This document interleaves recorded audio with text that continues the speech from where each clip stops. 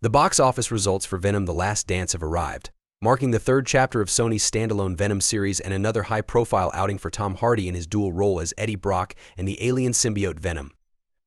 After much anticipation and a highly publicized marketing campaign, the film debuted in theaters on Friday, October 25th, attracting Marvel enthusiasts, Venom fans, and moviegoers looking for a darker take on the superhero genre. However, the movie's initial box office performance has been met with mixed reactions, with domestic earnings falling short of both industry predictions and the benchmarks set by its predecessors. According to reports from Variety, Venom: The Last Dance managed to bring in $51 million domestically, a sizable figure for many films but one that falls below expectations set by industry forecasters. Released in 4,125 theaters across North America, the film had been projected to earn approximately $65 million over its opening weekend, setting the stage for a high-grossing debut. However, it opened below this target and also lagged behind the first two Venom movies' opening weekends.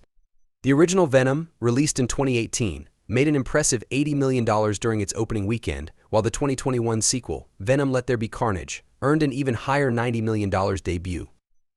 The decline in domestic opening figures for Venom: The Last Dance suggests that while the franchise still has a dedicated following, it may be facing challenges in attracting new viewers or maintaining the same level of excitement as before.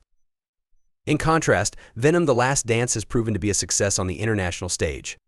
Overseas markets showed strong support, bringing in an impressive $124 million, which helped the movie achieve a substantial global total of $175 million in its opening weekend.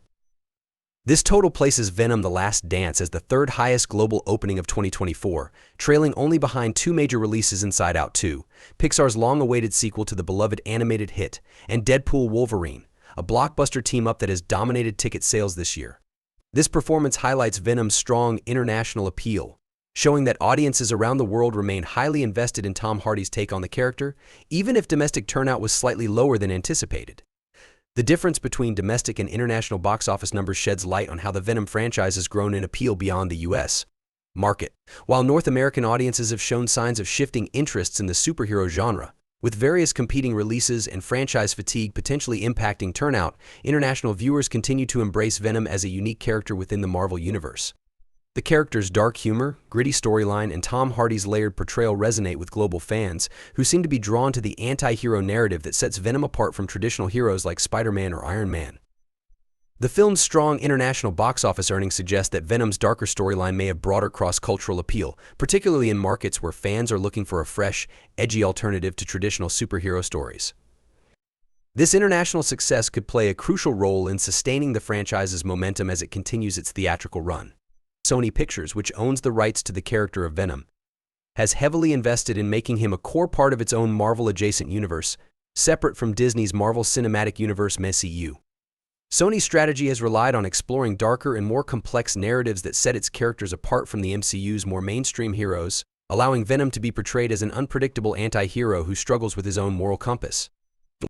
The character's tension, inner conflicts, and the unusual relationship between Eddie Brock and Venom have given the series a distinctive edge which Sony is likely hoping will continue to resonate, especially in global markets where superhero fatigue has not set in as strongly.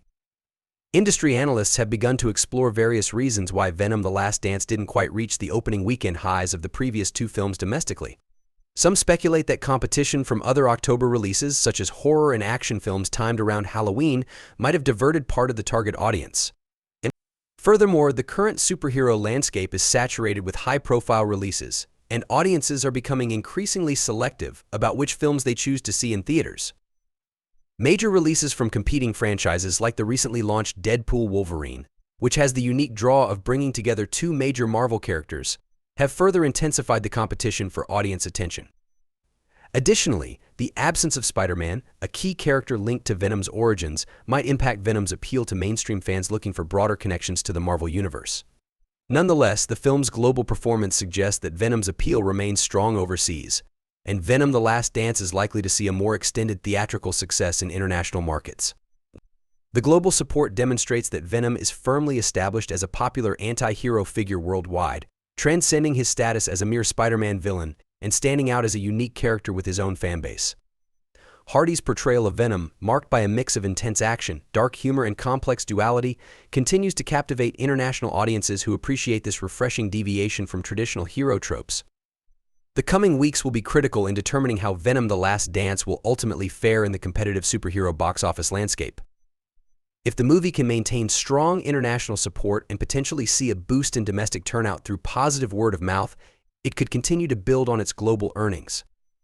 Additionally, fans of the Venom series may influence broader attendance if they respond positively to the film's storyline and share their enthusiasm on social media. Given the franchise's history of tapping into a dedicated fan base, there is potential for the film's box office trajectory to rise in the weeks to come. Overall, while Venom: The Last Dance may not have achieved the record-breaking domestic start its predecessors did, it has reinforced Venom's place as a major player in Sony's Marvel character universe. The film's solid international performance underscores Venom's staying power and highlights Tom Hardy's continued impact in the role. As Sony explores future directions for the character, potentially introducing crossover opportunities or deepening Venom's storyline, Venom: The Last Dance has laid a promising foundation, showing that Venom's worldwide appeal is as strong as ever. The next few weeks will reveal whether the film can sustain its momentum and capitalize on its strong international debut, helping to solidify Venom's status as one of the most enduring anti-heroes in the Marvel landscape.